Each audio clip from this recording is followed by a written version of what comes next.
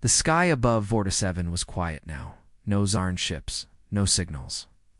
No sounds, but inside the war bunker, General Rex Carter didn't rest. He was already working, planning, calculating, and watching. He stared at holograms of space routes and enemy paths. To others, it looked like chaos. To him, it was a language only he understood. Captain Alara stepped into the room. "You haven't slept in 2 days," she said. Carter didn't look up. "Sleep is for after the war." She looked at the screens. "You think the Zarn will return?" "They will. And they won't come alone this time," he replied. "Far across space." The Zarn Council gave full control to the Black Sun Hunters, a shadow unit that never failed. The Black Sun didn't use ships with markings. They didn't speak to the enemy. They didn't leave survivors. They studied Carter like a puzzle. And their leader, Agent Valek, said only one thing. He doesn't fight like a human.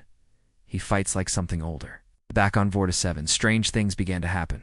Sensors picked up no sound from the outer perimeter. Drones vanished. Satellite feeds went black, one by one.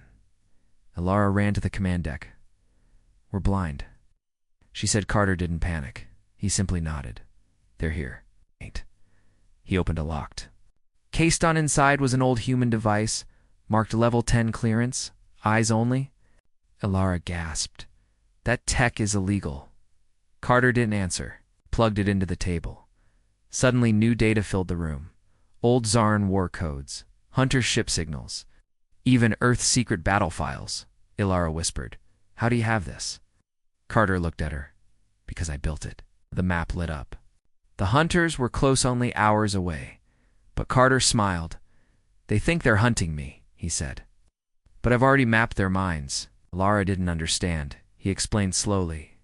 "The Black Sun are not machines. They are trained to think like predators. I used to study predators." He tapped on the map. "They will follow fear. So I'll feed them just enough to trap them." As night fell, Carter gave silent orders to the soldiers. They didn't march, they didn't shout. They simply disappeared into shadows. He set up decoy signals, fake weaknesses, and invisible mines.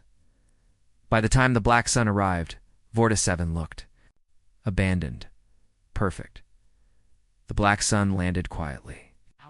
No warnings, no sound. One by one, they moved across the ground, then dash click. One of them stepped on a sensor. A split second later, pulse wave detonated, shutting down their suits. Then came the fire. Silent turrets, hidden in the rocks, burned the Hunters. Down it wasn't a battle, it was a message. Only one Black Sun unit escaped. Crawling, bleeding, but alive. A drone carried them back to a hidden Zarn base. They said one sentence before dying. "He sees everything." Back in the bunker, Alara watched the recording. Her hands shook.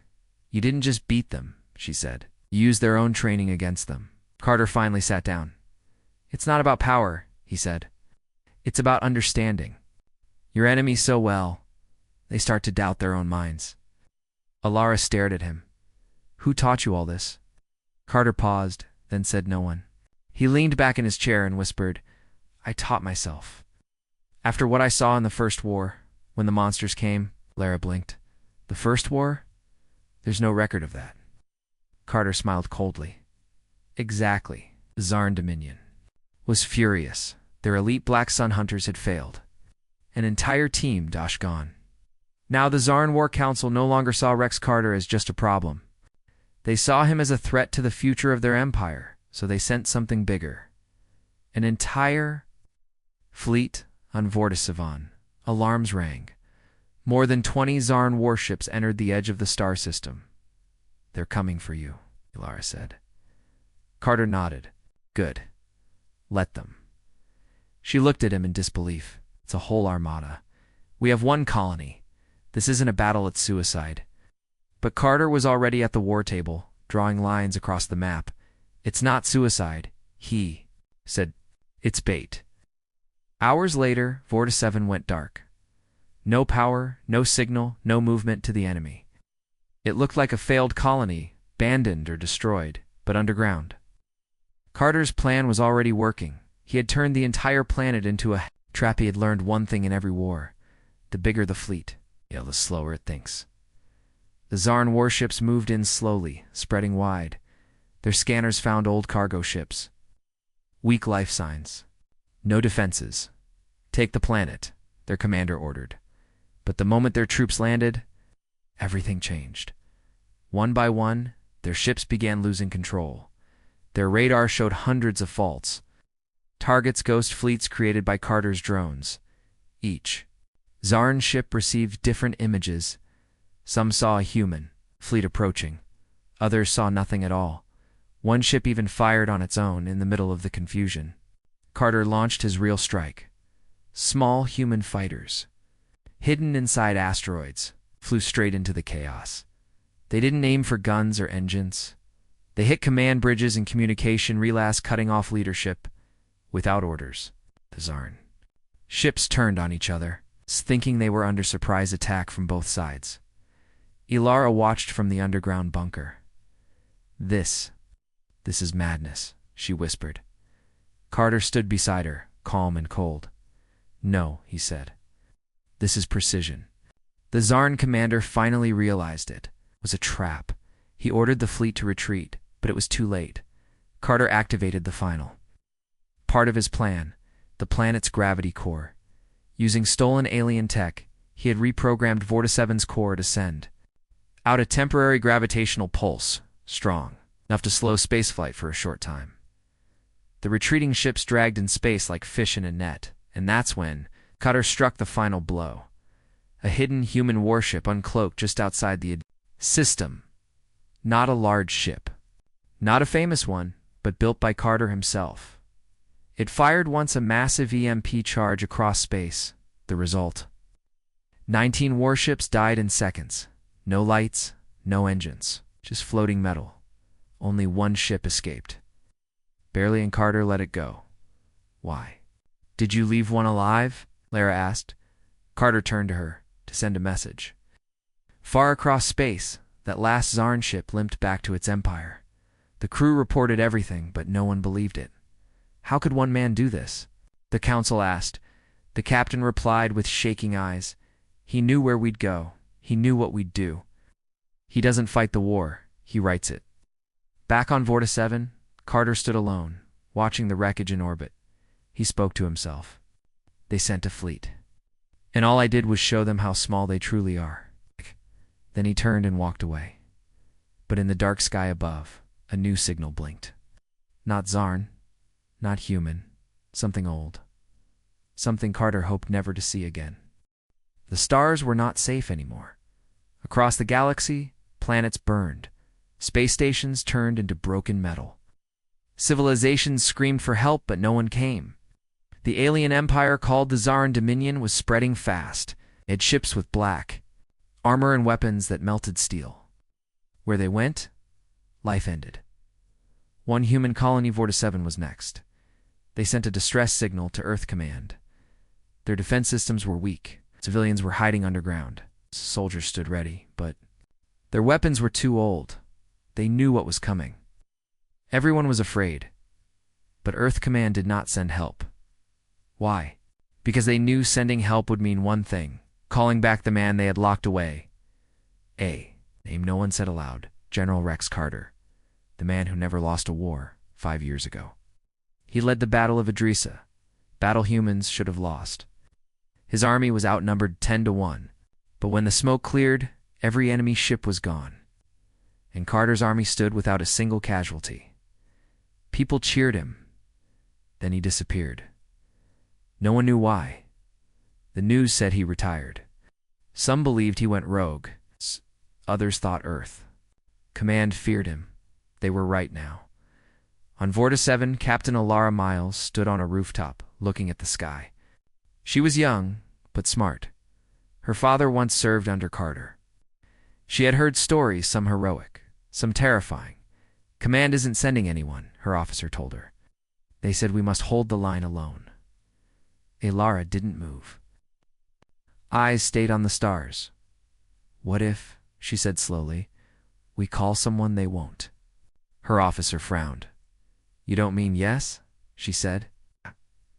I'm sending the signal. Not to Earth Command, but to him. Far away, on a silent moon with no name, an old communicator blinked red. A man in simple armor sat alone, sharpening a long black knife. He didn't look like a general. No medals, no fancy clothes. Just calm eyes and steady hands. He looked at the blinking light. For a moment he didn't move, then he stood up and pressed accept. Captain Alara waited. In the command bunker, hours passed. The Zarin ships would arrive in one day. Then the screen flickered. A message came in. No video, just audio. Captain Alara, this is Rex Carter. Send me full data on enemy movement. I'll handle it. Her officers stared at her in shock. You actually reached him? One whispered. Yes, she said. And, he answered, Con the Zarin flagship, Admiral Hax read a report. Human colony detected. Weak defense, small population. Low risk. He smiled with sharp teeth. Send 2 destroyers. That should be enough, another officer added there. Is a rumor, sir? The humans may have contacted a dangerous leader, a general. Which one? General Rex Carter, Hax laughed. Is that name supposed to scare me? One human cannot stop a fleet, but still. He ordered 3 more ships to join the attack. Carter arrived at Vorta 7 quietly. No grand entrance. He landed in a small, old ship one he had used years ago. Ilara met him in person. She expected a giant man, but he was normal-sized. Calm, quiet. You really came, she said. I never ignore a call for help, Carter replied. Now, show me your defenses. She took him to the war table. He studied the map like it was a puzzle. Then he smiled. They'll attack here, he said, pointing at a narrow canyon. How do you know? Lara asked. Because that's what I would do. The next day the alien ships came. 5 Zarin warships entered orbit. Fighters rained from the sky. Lasers cut through the clouds, but Carter was already ready. He had placed old fusion bombs under the canyon floor. The moment enemy tanks entered, boom, the whole valley collapsed. Then, using radio jammers and mirror drones, he made the enemy think they were surrounded. They fired at shadows. His forces moved silently in tunnels and caves. One by one, the enemy units vanished by nightfall. The Zarin force was destroyed. No human soldier had died. Alara looked at the battle screen in shock. That was impossible, she whispered. Carter stood behind her. That was just the beginning, he said. They'll come back. Bigger, stronger. Ilara asked him the question everyone feared to ask. Why did Earth ban you? Carter looked at the stars. Because I never lose, he said. When you never lose, the people above you get scared. Word of the victory spread fast. The colony of Vorta 7 was still standing. 5 Zarin warships were gone. And the name Rex Carter was being spoken again, this time in whispers. Some said he was just lucky. Others said he used alien tech. But the soldiers who fought beside him, they knew better. They saw how he moved before the enemy did, how he predicted. Each strike, every trap worked perfectly. They called him the Ghost General, because when he fights, the enemy never sees him, only their end. Far away, deep in Zarin territory, a council of warlords met in secret. Admiral Hax was not laughing anymore. He threw a metal table across the room and shouted, "One man destroyed an entire unit." Who is this Rex Carter? A quiet alien named Vor replied. He's human, but different. He thinks like us, but darker. He's just one man, Hax growled. Vor looked at him calmly. That's why you're afraid. Captain Alara watched as Carter trained her soldiers. He didn't raise his voice. He didn't insult anyone. But when he spoke, every soldier listened. Forget the rule book, he told them. The Zarin don't play fair. We won't either. He showed them how to hide in plain sight, how to use shadows and timing, how to set traps without being seen. You're not soldiers now, Carter said. You're ghosts, like me. At night, Alara asked Carter a question. You always win. But how? It's not just strategy, is it? He looked at her, then at the stars. War is not about power, he said. It's about fear. If the enemy fears you more than they trust their orders, you've already won. Ilara nodded slowly. And do you fear anything? Carter was silent. Then he said, yes. I fear the day I stop caring who gets hurt. Meanwhile, alien scouts returned to the wreckage of Vortiseven's battlefield. They expected to find debris, maybe survivors. They found nothing. No bodies. Weapons. No signs of fighting. Only silence. It was as if the Zarn soldiers had been erased. Impossible. One scout whispered. Another scout found a single item in the dirt. A small, cracked human dog tag. It had 2 words scratched into the metal. Rex Carter. The Zarn Dominion knew they had a problem now. They declared Rex Carter, Class 0, threat the highest level of danger in their empire. They didn't send just more ships. They sent a special hunter unit. It's the Black Sun. Trained to track leaders. Trained to kill quietly. The order was simple. Find the human general. End him. No mistakes. But even they didn't understand what they were walking into. Ilara received a new message from Earth Command. It was not congratulations. It was a warning. You are cooperating with a band commander. Cease all contact. Carter's not to be trusted. She showed the message to Carter. He read it quietly, then deleted it. They're afraid, he said. Afraid of what? Ilara asked. Carter looked her in the eye. Afraid that I'll show the galaxy what one human mind can truly do. That night, Carter sat alone, watching old data feeds battles. App's alien tactics. Suddenly, a strange signal appeared.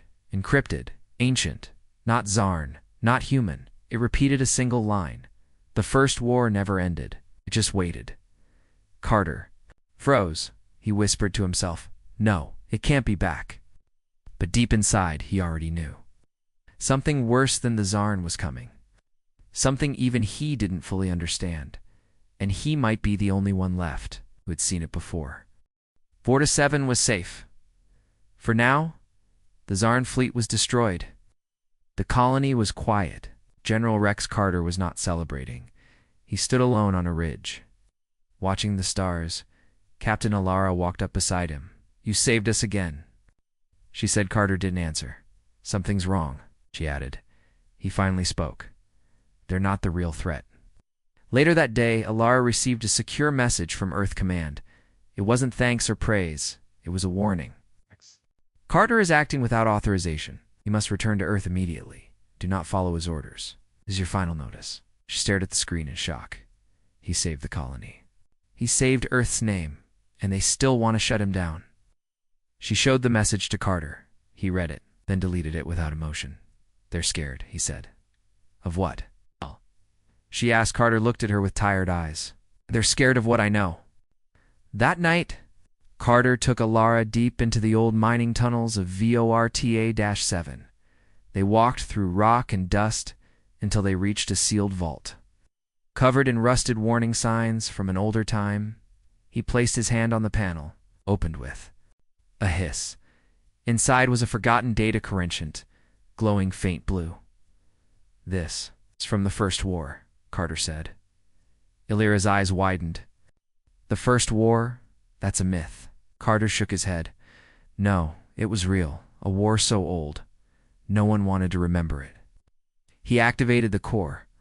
A hologram appeared, fuzzy, broken, but still alive. It showed a massive alien structure floating. In space, thousands of ships destroyed around it, and one sentence blinked on the screen. Project Warden Protocol, failure to contain Subject Omega, Ilara whispered. What was Omega? Carter answered without blinking. Not what? Who?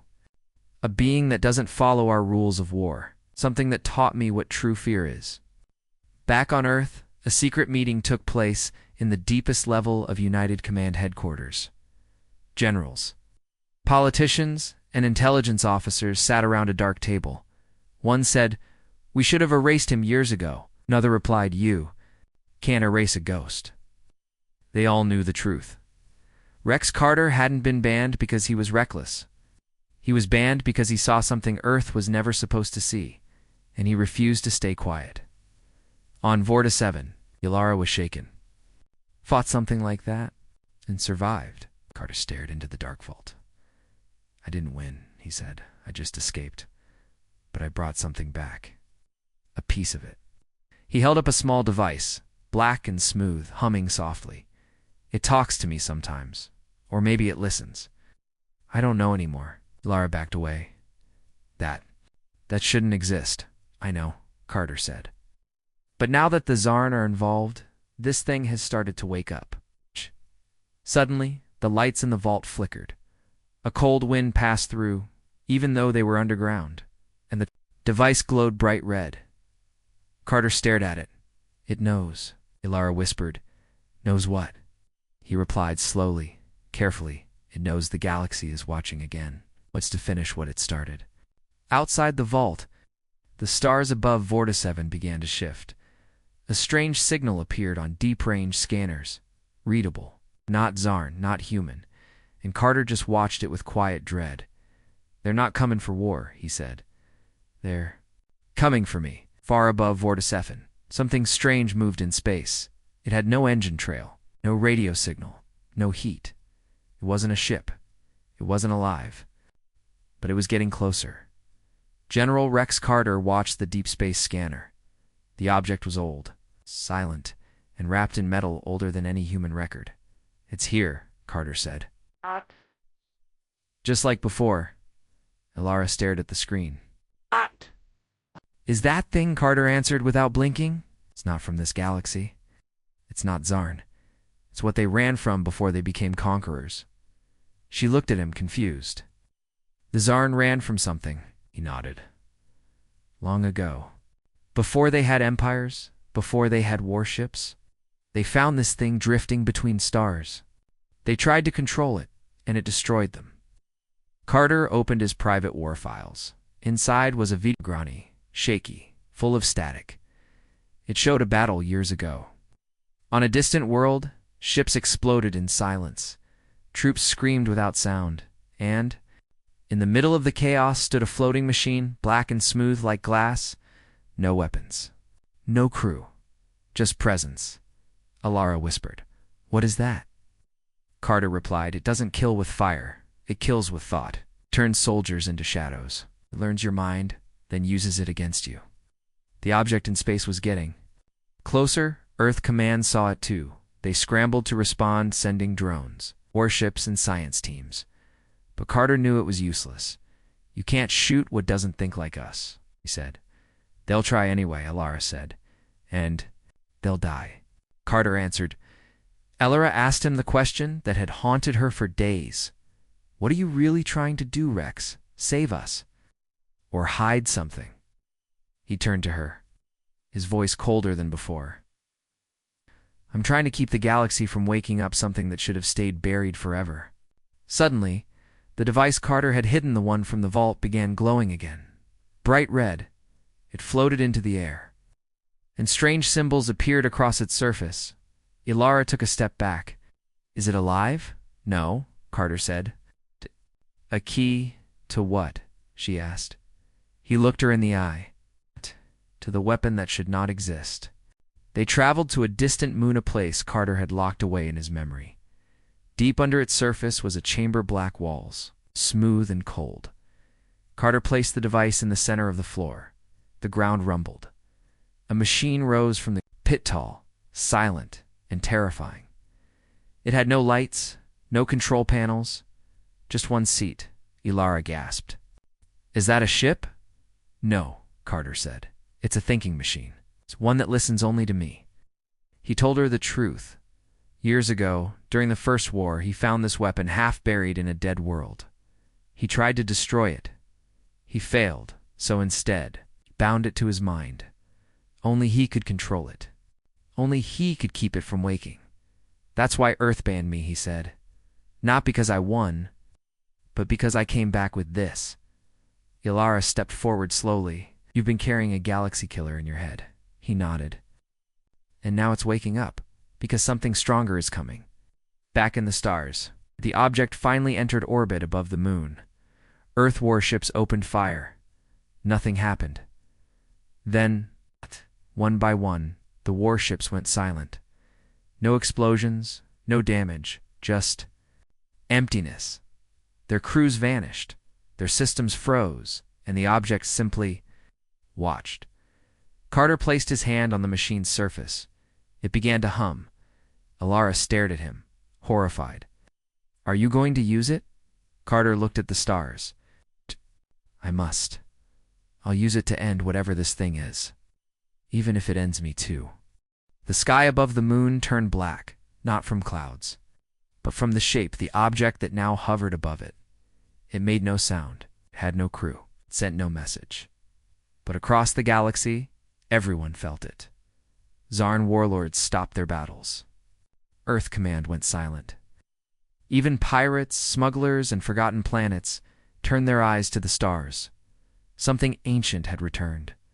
Inside the hidden chamber, General Rex Carter stood before the weapon, a machine not made by humans, a mind not built by life.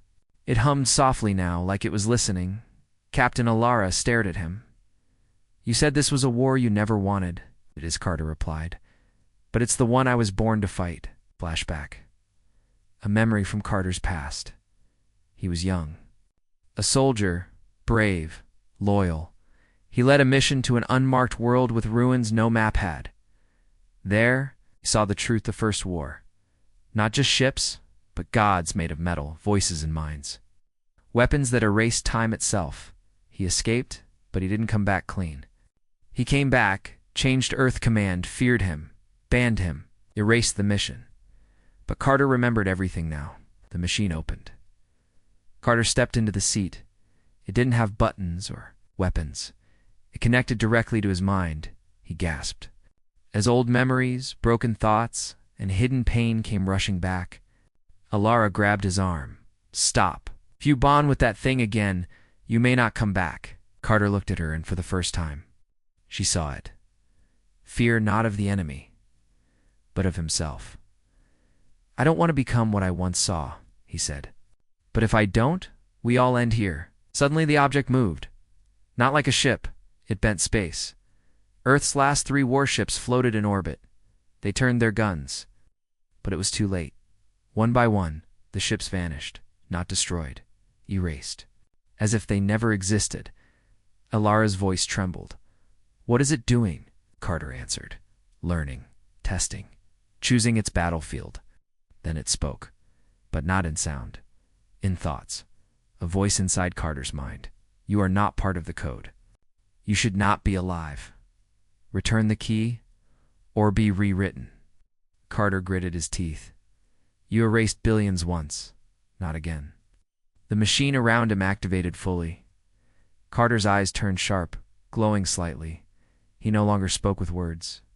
He sent commands through thought, across the moon's surface. Hidden weapons rose, not human tech. They were from the First War, buried for ages, now answering only to him. A battle unlike any other began. The black object sent waves of distortion time ripples, space folds, energy spikes. The surface cracked, light disappeared, but Carter was ready. He bent reality back, fighting not with guns, but with ideas, memories, and pure will. He used the enemy's code against itself. Alara watched in awe and fear. The moon shook. The stars blinked strangely.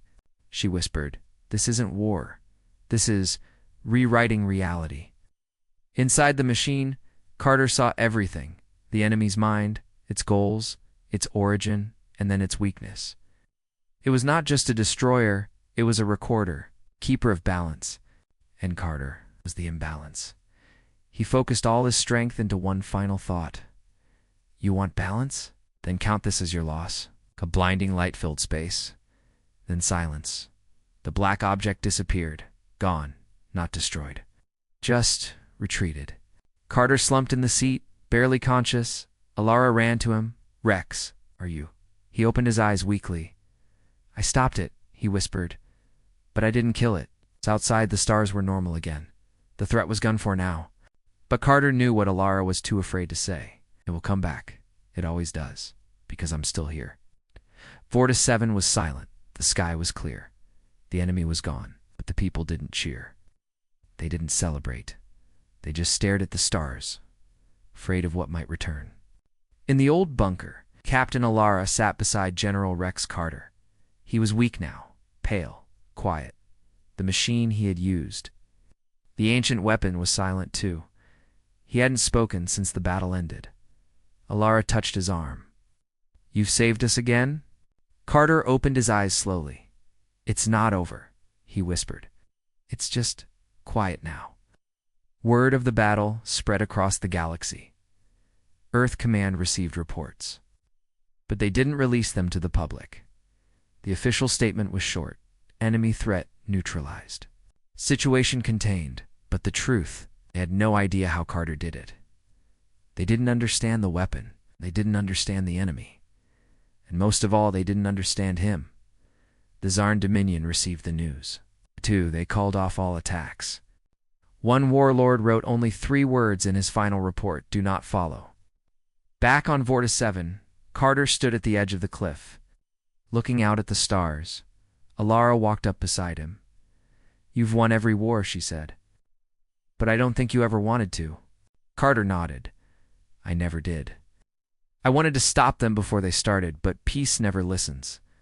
Alara asked, "What will you do now?" He didn't answer for a while. Then he said, "I'll disappear." "Disappear?" He looked at her with calm eyes.